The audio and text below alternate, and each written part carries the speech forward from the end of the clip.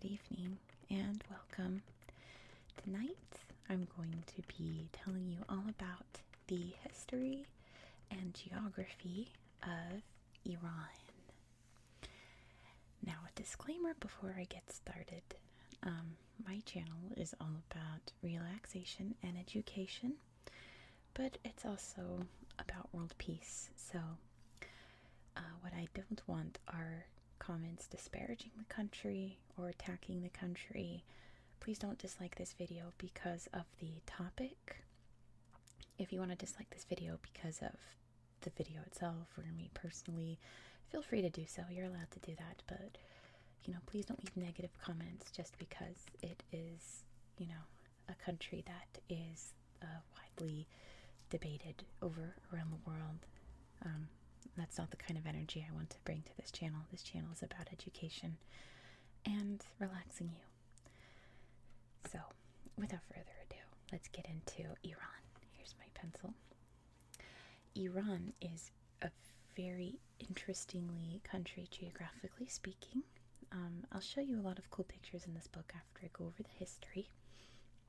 But I want to start off up here in the Alborz Mountains, which, as you can see on my map here, is very, very bright green. And that's because this region itself is very green. From the pictures, it reminds me a lot of like the Swiss Alps. It has like wildflower fields and meadows and rolling green mountains and snow in the winter. The Zagros Mountains as well, very snowy. There's lots of like ski resorts up here. I know in Iran there's huge ski resorts, right? It's so interesting. They're absolutely beautiful mountain range up here, and bordering the Caspian Sea here. You can't get any better beautiful views than that in Iran. Up here in the Alborz Mountains, we have the tallest mountain of Iran, Mount Damavand, right here. It is an active volcano. Iran is very seismically active, volcanically active. They have many large earthquakes and have over history. I'll talk about some later on in the video. Or like in a minute maybe, we'll see. We'll see how it goes. Mount Damavand. I should point out here, there's a lot of different pronunciations for places in Iran throughout the world. So if I say something different, it's probably because that's how it's pronounced in another dialect. So Mount Damavand or Damavand, however you want to say it, is really important in the Zoroastrian belief, which started here in modern day Iran. So I'll actually have a video for that later on in the week, so be sure to subscribe so you don't miss out, because it's a really interesting ancient mythology religion. And bordering here on the mountains is the capital city of Tehran. So they have these spectacular views of these beautiful mountains. And then there are, like I mentioned, these Zagros Mountains down here, a much larger mountain chain, which also gets snow. It's where our history is going to start off, so we'll come back to the Zagros Mountains in a minute. Also part of the lush area of Iran, we have the largest lake over here, Lake Urmia, and there's also the longest river flowing down from the Zagros Mountains into the Persian Gulf or Arabian Gulf, and that is the Karun River. Iran borders not just the Persian Gulf, but also the Gulf of Oman, and the Strait of Hormuz is right here along its coast. Very important geographical region. It also borders a lot of different countries. It borders Iraq over here, Turkey, Armenia, Azerbaijan over there, Turkmenistan, Afghanistan, and Pakistan. Lots of different countries it borders. Jumping back into geography, you can see this region here, the Iranian Plateau. You think of plateau as kind of like flat and barren, but that's not really so here in Iran. The flattest region is more around over here. The Iranian Plateau, while it is flatter than most of the mountainous areas, it's not particularly flat and deserted. The more deserted areas are the two large deserts you'll see here. This is the Dasht-e-Kavir, which is the largest desert in Iran, but the Dasht-e-Lut is the hottest. Actually, the hottest recorded temperature on Earth was here in the Dasht-e-Lut. Here is where you see Bam, which was a city that was greatly affected by an earthquake. Bam was a very ancient city, built of like mud brick mostly. Really gorgeous. I don't think it's this book, but I think there's a book later on throughout this week. Make sure you subscribe so you don't miss it. That has before and after pictures. But after the earthquake struck there, the whole city pretty much collapsed, and it's still being rebuilt to this day. So, like I said, very seismically active country. Lots of earthquakes occur in this region, particularly in Iran. There's there's 2 plates right here. Results in many earthquakes. But let's jump into the history here in the Zagros Mountains. There's actually evidence of Neanderthals living in the Zagros Mountains area, if you want to know how long ago it was that Iran had people living in it. Agricultural communities started popping up in this region between the 10th and 7th millennia BCE, and it was around here or so where we got the first major city in this region called Susa. It was built sometime around like 4300 or 3400 BCE. It's not really clear. It's a very old city, as you can tell. And it was the capital city of the Elamites, the Elamite sort of empire that established itself here. Now, another disclaimer. This is a brief overview of history. If you haven't seen any of my other history videos before, I'm going to skip over a lot of history, and that history will consist of the many empires that controlled this area of what is now Iran. So I'm only going to point out the ones that have huge historical or modern day cultural importance. So some dynasties, some empires are just going to be skipped over. So this is not going to be a very detailed history of Iran, but I also don't want to sit here for 4 hours going over it. It is very fascinating. Feel free to look it up in your free time, but tonight's not the night for that. We're just going to do a brief overview. Back to Susa, the ancient city. Control of the Elamites. Now, there were many different cultural groups in this area, the Elamites just being one of many. There were the Medes up here, there were the Persians, and there were the Aryans, which is how we get the name Iran, from the Aryans. Get it? That's where the name comes from, Iran. The Median Empire took over here. By 612 BCE, the Median Empire started to grow. And in 550 BCE, Cyrus the Great, the leader of the Persians, took over that empire. Cyrus the Great is one of the notable rulers of history. He was very important in human rights, to be honest. It'll come up later. I think in this book there might be a picture. But he was very powerful, very important, and he launched the Achaemenid Empire, the strongest of the ancient empires. Whenever you read about the Persian Empire in history books, you're reading about the Achaemenid Empire. It was very, very strong in its time. Lots of gorgeous art and architecture, pottery.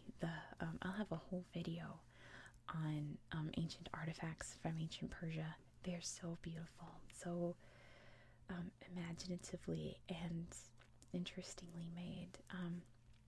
Most notably in the Achaemenid Empire was the construction of the city of Persepolis, which was, I don't have an exact map, but it's around here.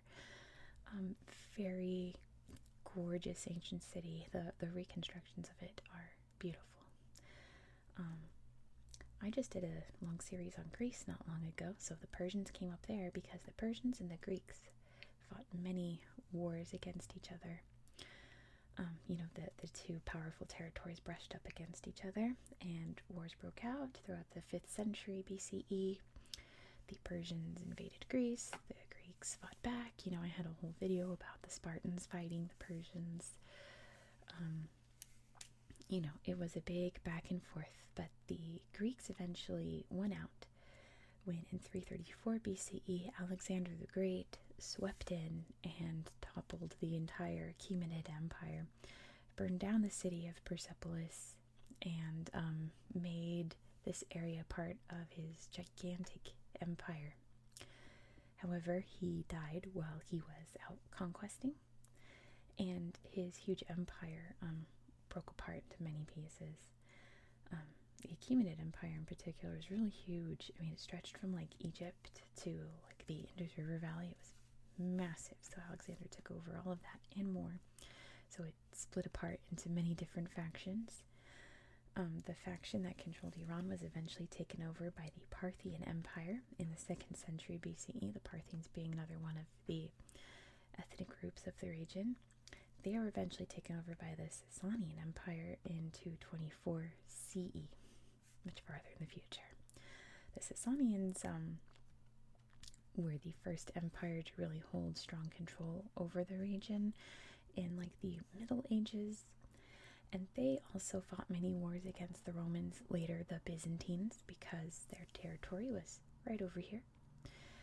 Lots of clashes over border control that weakened both empires, honestly, and it led to the Sasanians being invaded by the Arabs. Now, the Arabs were spreading their new religion of Islam around the world, and they started off here.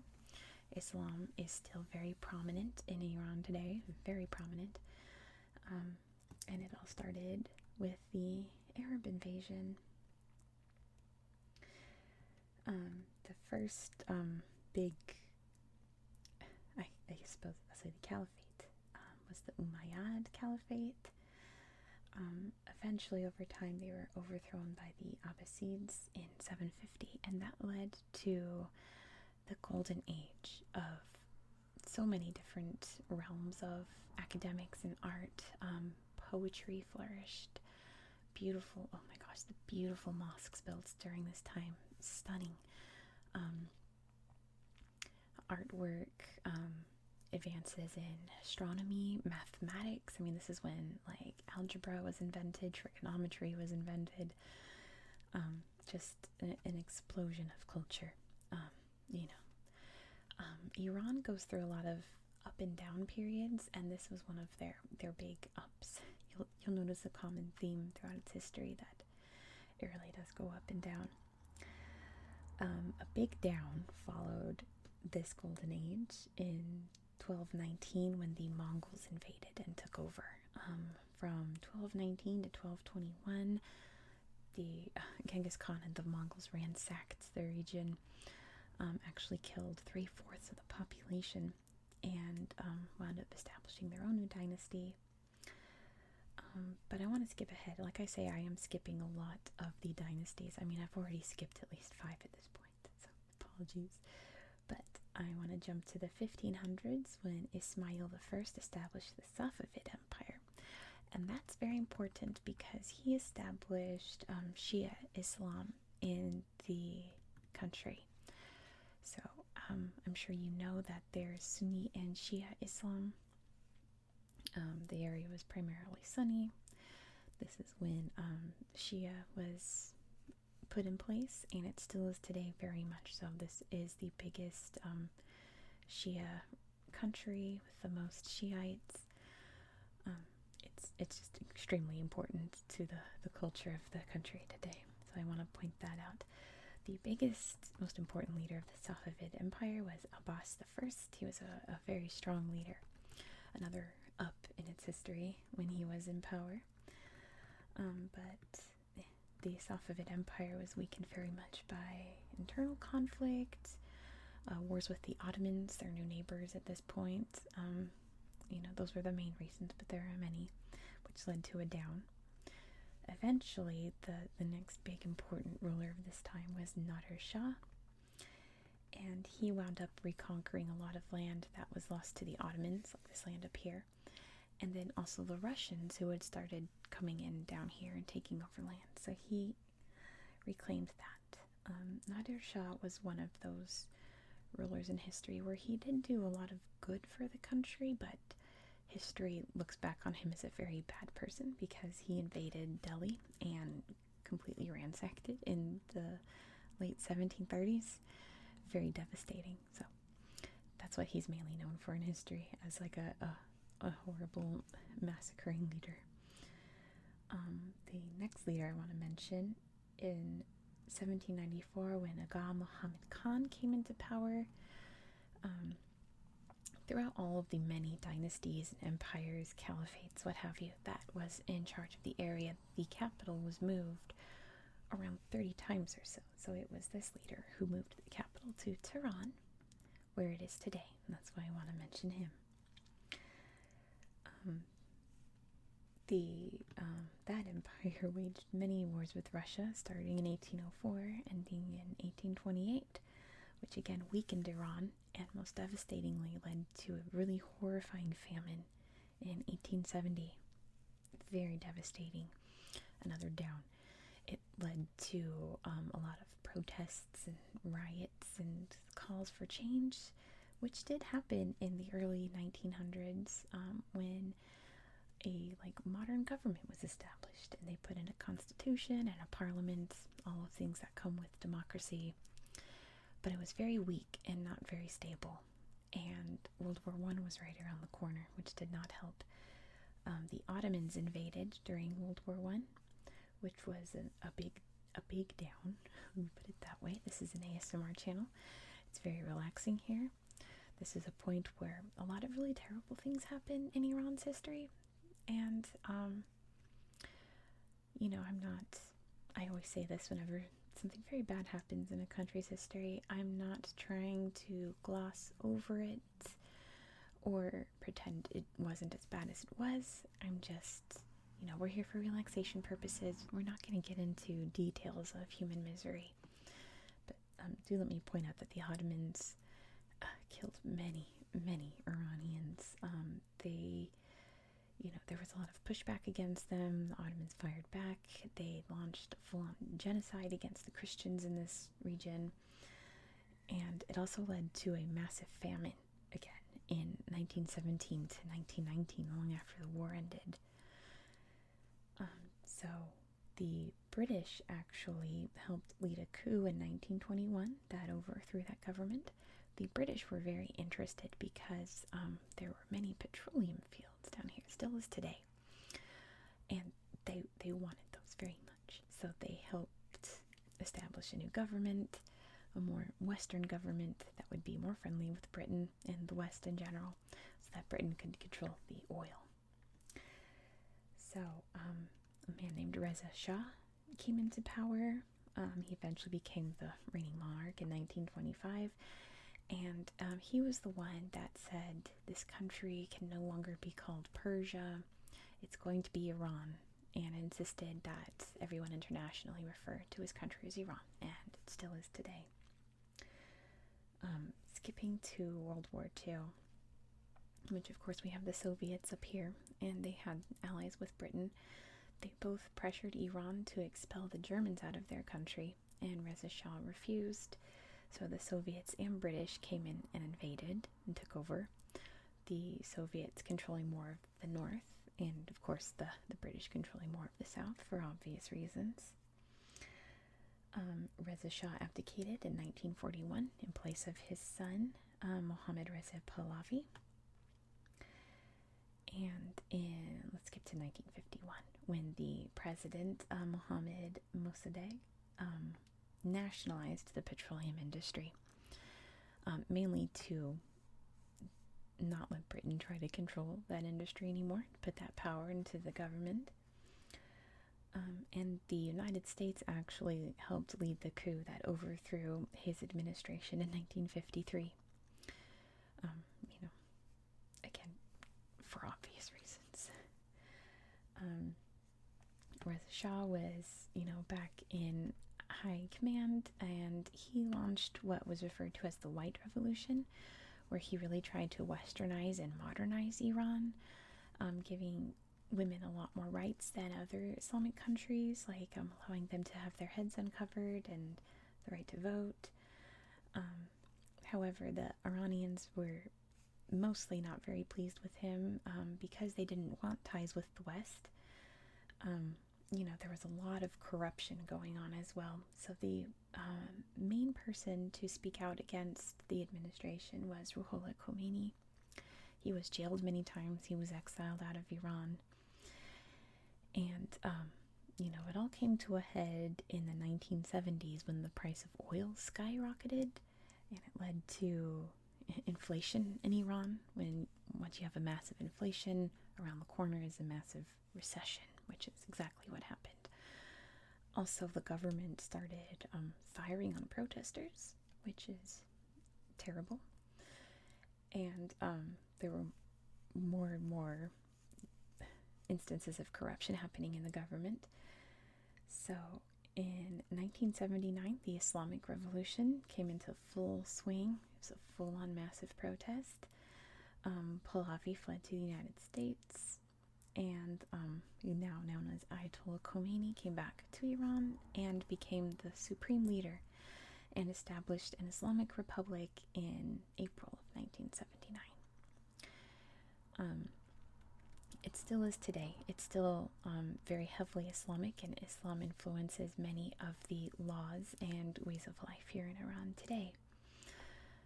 It was very, very aggressively implemented at first, to the point where some activists took over the U.S. Embassy and held hostages because they were not happy with, United States influence and the fact that Pahlavi was hiding there.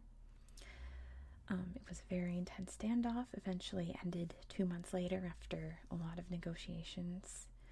But, tensions between Iran and the United States have been tense long ever since. Not long after, in September 1980, the Iraqi military invaded Iran, and it sparked the Iraq-Iran War that lasted for 8 years. And again, this is a relaxing channel. We're not going to go over a lot of the horrors of that. Let's just say it was devastating to both sides, particularly Iran. And it ended after a peace agreement. They just decided to stop and, continue on as is. So it was, I don't want to say a pointless war, but just a very sad war that didn't need to happen, that resulted in a lot of devastation. Ayatollah Khomeini died in 1989. He was replaced by, now he's known as Ayatollah Khamenei. He's still the supreme leader of Iran to this day, one of the longest ruling, monarchs, supreme leaders in the Middle East to this day. And following that, a few more, how we'd say in America, more liberal presidents were in power. In 1989, President Rafsanjani was elected. In 1992, President Khatami was elected. Both really focused on improving the economy and, not having really severe laws imposed on civilians, having it more relaxed, more democratic. But as we know throughout history, when you have, as we say in America, because I can tell by my voice I'm American, when you have a huge left administration reign, you wind up getting a very right administration, which happened in 2005 when Mahmoud Ahmadinejad was elected president. Very right-leaning leader, heavily criticized for establishing a nuclear program, which is obviously not allowed. There's only so many countries established by the UN that can have nuclear power. Iran is not one of them, so there was a lot of sanctions imposed from Western countries and the UN, and he was looked down very unfavorably by many, many countries around the world. Personally, since he is an adamant Holocaust denier, that alone is enough to just put him directly in the trash. Not a good person. I don't care what your political views are, but when you deny the Holocaust, your opinions don't matter anymore. That's just my personal opinion. I don't like to put a lot of personal opinions in there, but that's one that I'm very strongly believing in, let's just say. When he was re-elected, for a second term, there was a lot of accusations of voter fraud and what have you. But he was eventually replaced in 2013 by Hassan Rouhani, who at this time of filming is the current president. It's very early 2021 at this point. There were many protests against him for a variety of reasons, mainly due to the economy. They were very massive in 2017-18, which led to a lot of arrests and,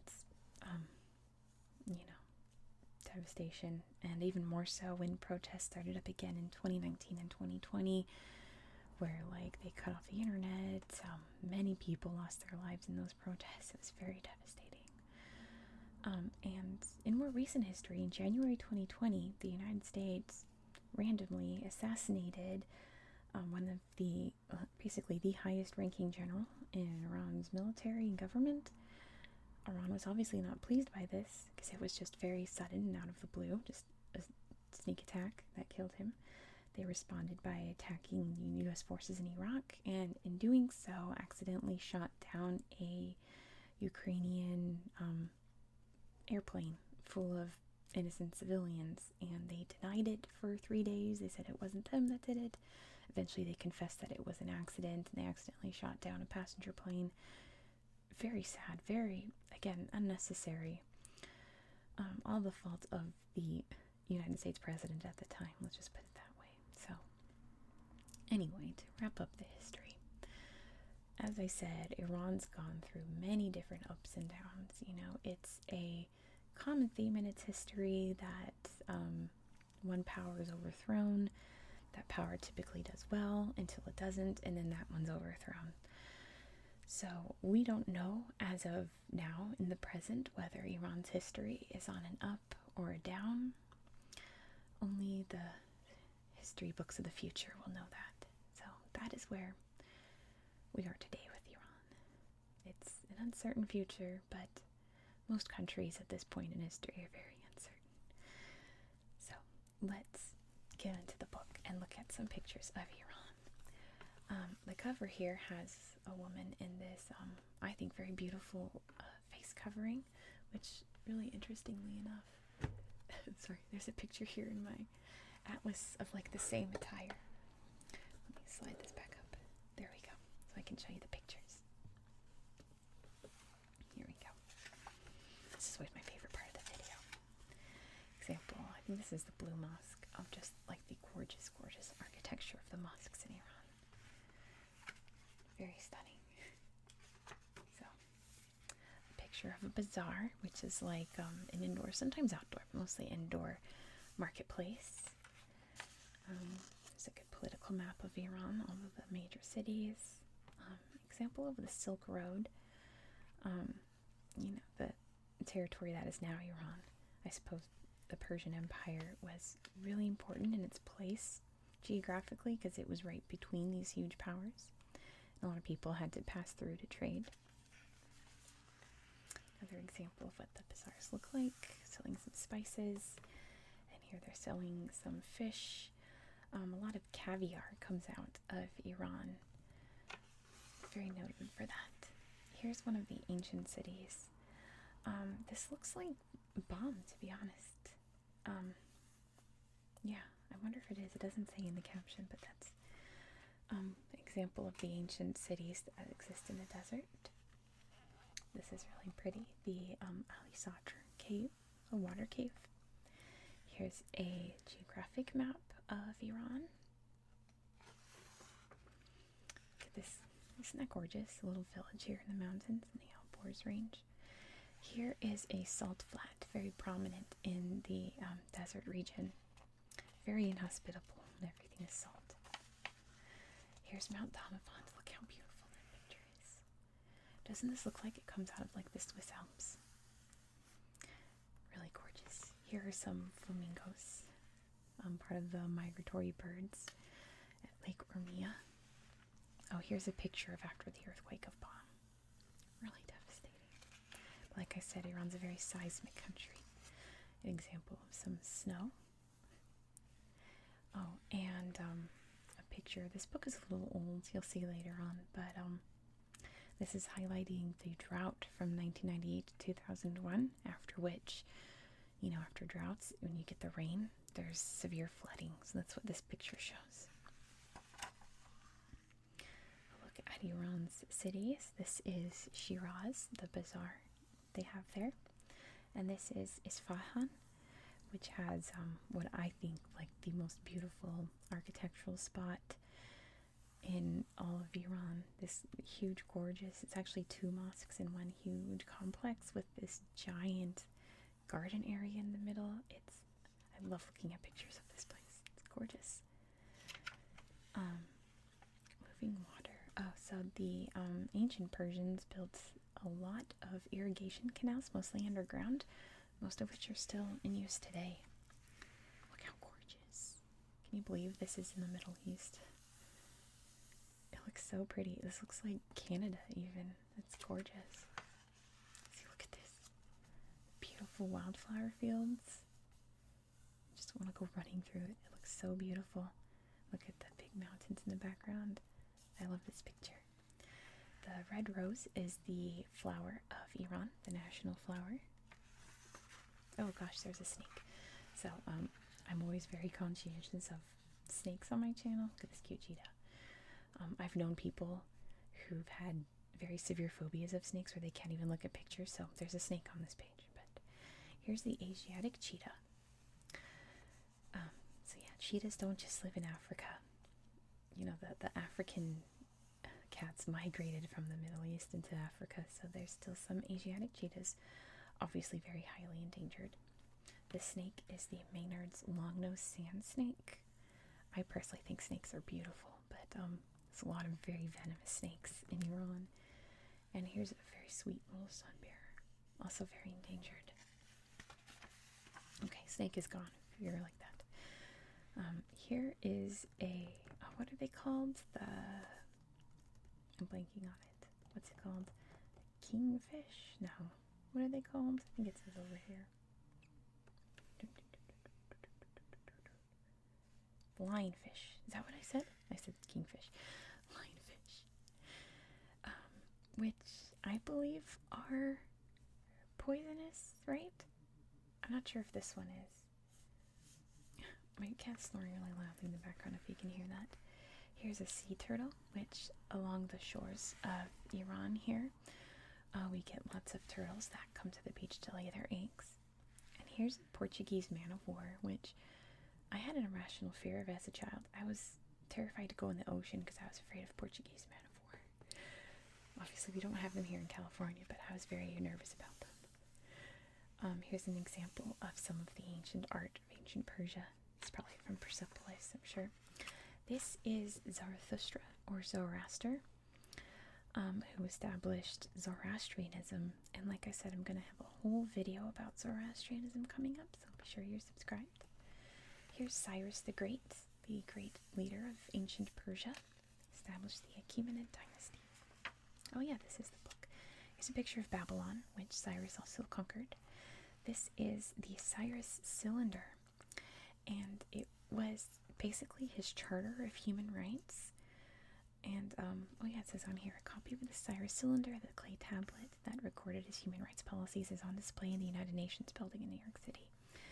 So it was surprisingly modern for its time, one of those like all men are created equal kind of policies. Here's how large the Achaemenid Empire stretched. I told you it was big. So here you can see Persepolis, Babylon, Nineveh, another large city, Jerusalem. The Achaemenids, particularly Cyrus the Great, was very famous for releasing a lot of the Jews that were held captive so that they could go back home to the Promised Land, to what is now Israel. An example of Greek architecture in Iran. These large, what is it called? I don't think it says the name of what they're called on here. Oh, Iwans. Just sort of like a big opening area to their buildings. An ancient picture of what the mosques looked like back then. Very beautiful. There's some men praying there. Reading some, probably the Quran. These books always have like, they describe like what Islam is. Whatever. They never have books on Christian nations saying what Christianity is, but whatever. Omar Khayyam, one of the very famous poets of the ancient times, who wrote the Rubaiyat of Omar Khayyam. Lots of really important books and things written during that time. Here's Abbas the Great with this amazing mustache. We'll talk about some of those books in later videos. So here's Reza Shah and Mohammad Reza Shah Pahlavi right here. I guess his very bashful looking son. Looking very regal on the throne. Ruler from 1941 to 1979. This is Mohammad Mossadegh, a very popular leader in the movement, the Islamic Revolution. This is President Rafsanjani. And this is Shireen Ebadi, who is a women's rights activist in Iran. A picture from the Assembly of Experts. So there might be a chart in here of what the government system looks like later on. It's really interesting. Here's Ayatollah Khomeini, the first of two supreme leaders of Iran. Here's a map of Tehran. You can see some of the big landmarks, like the, let's see, the Islamic Arts Museum, National Jewels Museum, different embassies, Tehran University, presidential office, Bazaar, the Supreme Defense Council leader, 2007. Here's Ayatollah Khomeini, the current supreme leader of Iran. There he is at work. Let's see, the leader of the Guardian Council, Ahmed Janati. Here's Mahmoud Ahmadinejad, one of the most evil people in the world. And here is President Khatami, president from 1997 to 2005. Oh, here it is. So, like, they have, like, all these interesting different courts, like the Guardian Council and the Council of Ministers. You know, we're not going to get into it because it's a lot, and this video is already going kind of long. Here's Mahmoud Ahmadinejad being the worst. Put him in the trash. Iran's flag, let's read this. Iran's flag has 3 horizontal bands, green on the top, white in the middle, and red on the bottom. In the center is a red version of a tulip, a symbol of martyrdom, or giving one's life for a cause. The tulip is also a representation for the word Allah, which means God in Arabic.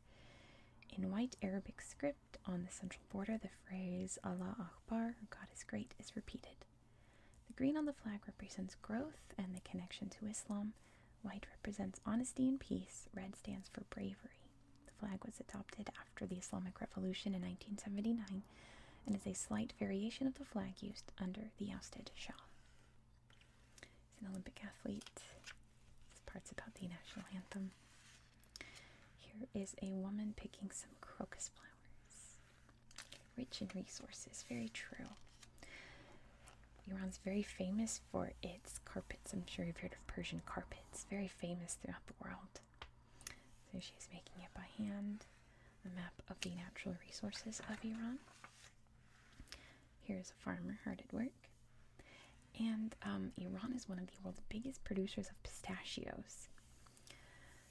What did I read? It was like more than half of the world's pistachios come from Iran. A very happy looking shepherd outside with his flock of sheep. Some of the oil rigs in the Persian Gulf. And there's also a very huge mining industry in Iran as well. Turquoise is one of the naturally occurring stones found in Iran that is mined. It looks gorgeous in this mosque. They also have a profitable auto industry. More about the carpets and what traffic typically looks like in Tehran. Looks a lot like California sometimes. Cultural blend. Got the population, as you can see, most of the population centered around the major cities. Not so much in the desert, but those who do live in the desert live in homes that look like this, mud brick, thatched roofs, playing ball outside. Let's see, Iran's ethnic group. So there are many, many different ethnic groups that live in Iran. It's not just all Persians, you know. There is also a huge Azeri population, obviously near Azerbaijan. There's a lot of Turkmens near Turkmenistan, like, makes a lot of sense. But there's also the Kurds that live there, and you know, many other different groups. Reading the newspaper, saying hello, how to speak in Farsi, which is the official language of Iran, not Arabic. Farsi or Persian is very different from Arabic. Here are some Kurdish women with their donkey.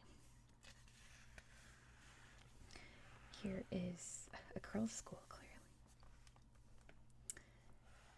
And, oh, so there is, you know, this is the college entrance exam that these students are taking. Again, there's always a chapter that explains what Islam is. Here's some people praying in this gorgeous mosque. There's an imam reading the Quran. This is, it says Sunni Muslims demonstrating against Shiite Muslims. There's still a lot of conflict today. Here's Mecca, the holiest site in Islam by far. And this is about Ramadan. So this is a picture of Ramadan feast after the sunset. Ashura, which is the holiday that has, at least in Iran, a lot of reenactments of events. So that's what this is. And how to visit a mosque. There are still many Christians in Iran and Jews in Iran. You know, Islam is the official religion, but other religions are still allowed to practice, but they do face a lot of discrimination at times. Particularly the Baha'i faith is talking about up here. Turn the page, there we go. Here's a rock band. So a lot of music gets censored in Iran for sounding too Western. So a lot of bands perform outside of the country, like near the borders. Here's Persepolis. So gorgeous. Like I said, I have a whole video planned for you about the ancient artifacts of the Persian Empire. Look forward to that. I'm excited. Here's the Blue Mosque. One of the very, very gorgeous mosques. This was the mosque in the introduction. Katamkari. I'm sure I'm pronouncing that wrong, but it's the art of mosaic, placing tiles very delicately. Here's another picture of Ashura doing a reenactment called a taziyah. Right? Yes, okay. See, that's Saman Salour, a film director. Also, Mohsen Makhmalbaf, another famous director from Iran, playing Iranian folk music. Here's Gugush, a Iranian pop star. We have pictures of books, and here is Marjan Satrapi, who made the book Persepolis and was behind the movie, which is one of my favorite animated movies. It's gorgeous and very meaningful. I love that movie. It's a good one. Women in the Olympics. So women still have to adhere to the dress code, I suppose, of Iran, with, you know, head covering and full body covering. So not a lot of women can participate in many sports, particularly since FIFA does not allow, I think it talks about it right here, FIFA doesn't allow women to have head coverings, so Iranian women who play soccer cannot compete in FIFA tournaments. Just very sad, but you know, women do participate in sports where they can adhere to their religious clothing, like shooting. This is Hossein Rezazadeh, very famous weightlifter, the Iranian Hercules, Olympic gold medal winning weightlifter.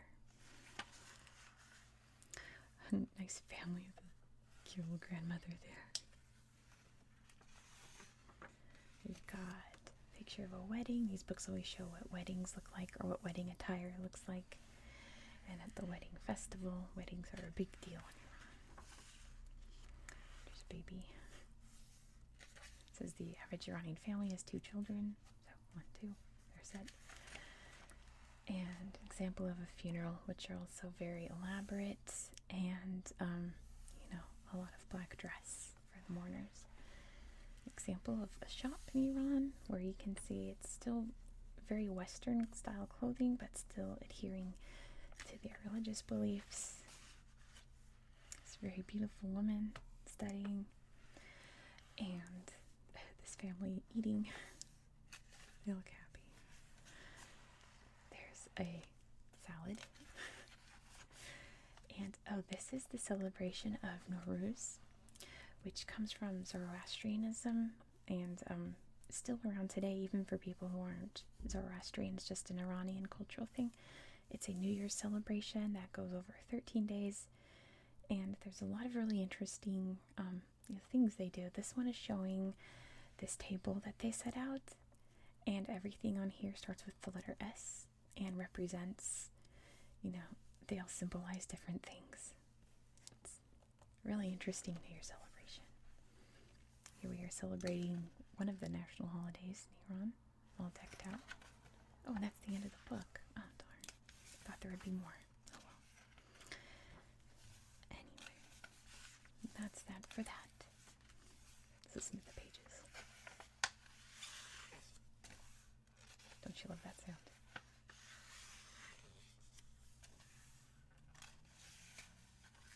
There's the author.